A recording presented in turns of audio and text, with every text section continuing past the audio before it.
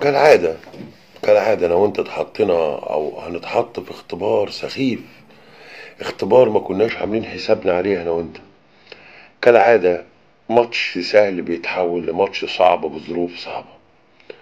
كالعادة فشل إداري بياخدنا في حتة تانية من التخبط والفوضى والعشوائية. بس كالعادة برضو أنا وأنت قد ده. أنت مش محتاج مدرب ولا محتاج مدرب عام ولا محتاج حد يوجهك وأنت في الملعب يوم ماتش المصري.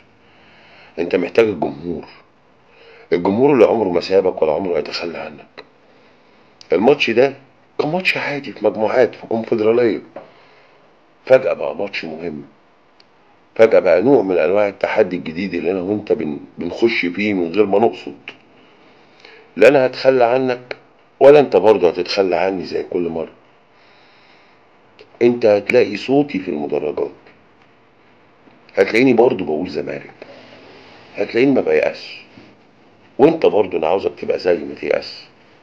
تعالى أنا وأنت نطنش المدرب ونطنش الإدارة اللي فشلت ونطنش كل ده ونلعب عشان الزمالك. انا هشجع عشان الزمالك وانت تلعب عشان الزمالك. انا عاوزك في الماتش ده ما تتغلبش عشان حاجة واحدة بس. عشان تثبت نظرية احنا عايشين بيها ومؤمنين بيها جدا. ان انت في الصعب بتتحول لحد تاني. ان انت قد كل صعب بتتحط فيه وقد كل اختبار رخم بتتحط فيه. لو على الجمهور الجمهور هيجيبك. لو على الجمهور جمهور الزمالك عمره ما هيسيبك. الجميع يفشل الا جمهور الزمالك. الجميع ممكن يتخلى عنك الا جمهور الزمالك. الجميع ممكن يبيعك الا جمهور الزمالك. الجميع هيكسر في مقاديفك الا جمهور الزمالك حتى لو كنت تبلغ من اليأس اقصاه. انا هحفزك وانا هشجعك. انا عاوزك في الماتش المصري ده بتلعب من اجل شيء تاني خالص. ان انت اهم انا وانت اهم عنصرين في المنظومة. انا كمشجع وانت كلعيب. مش عاوز حجج. مش عاوز شماعات. انت ان شاء الله هتكسب المصري. بمدرب من غير مدرب باحمد مجدي مش باحمد مجدي انت باذن الله تنزل تكسب المصري. فماتش عادي. ماتش عادي. هو نهائي. هو مش سوبر افريقي. هما مش الاهلي. انت اجمد منه مليون مره وسيبك من ماتش الدوري المعفن اللي ما جالهمش فيه غير هجمه جابوها جون من جلطه من عواد وعمر جابر. الماتش غير. سيبك من اي حاجه بتتقال. سيبك من الفشل الاداري.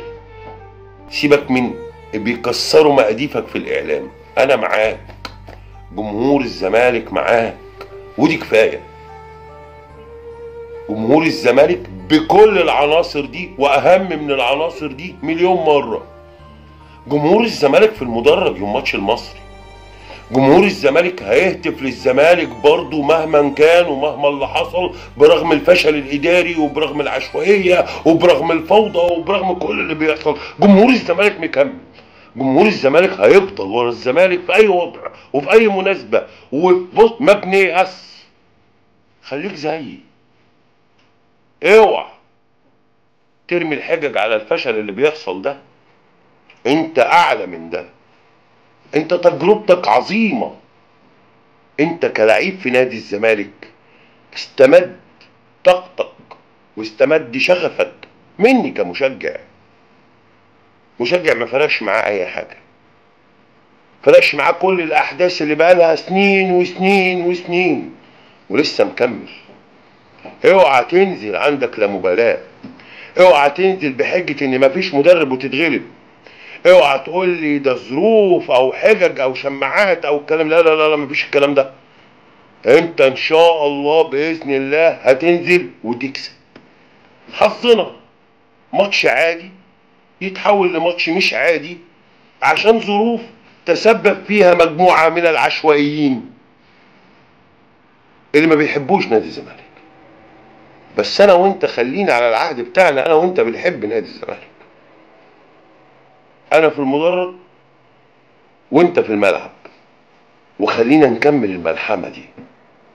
خلينا نكملها. يوم الماتش، يوم الماتش انا عايز اشوفك بشكل تاني. انا عايز اشوفك وانت بتاكل النجيله، مش عشان ماتش في المجموعات في الكونفدراليه، عشان تثبت النظريه ان انا وانت اهم عنصرين في المنظومه دي، والباقي كله ملوش لازمه.